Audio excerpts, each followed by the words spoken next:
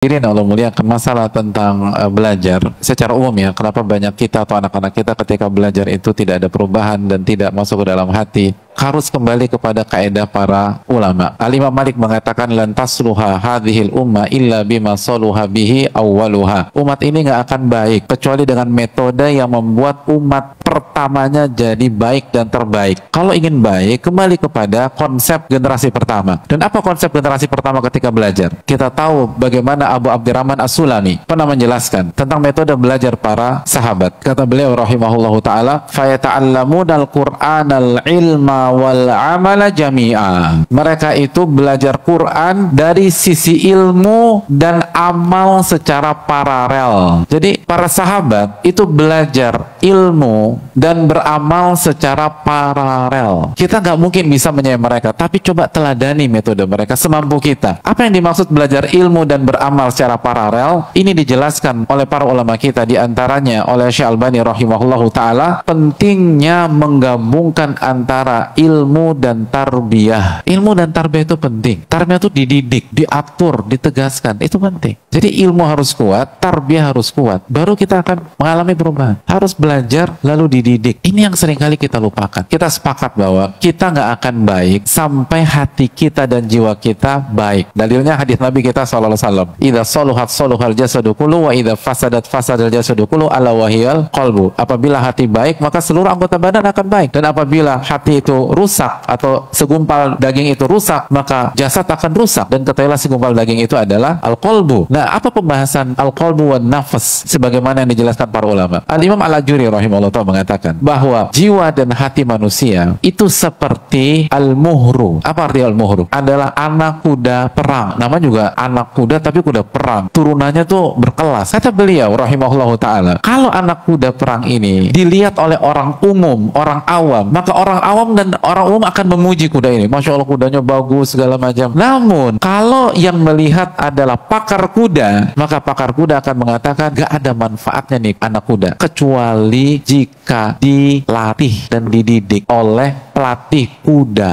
Nah, itu. Begitu juga dengan jiwa dan hati. Ini analogi para ulama, dan para ulama pakarnya jiwa, hadirin sekalian. Ngajarin kuda itu cukup dikasih selembar kertas nggak? Mas kuda, tolong baca sendiri. Ya, kuda nggak bisa baca. Oke, dijelasin deh pakai bahasa isyarat. Jadi begini ya.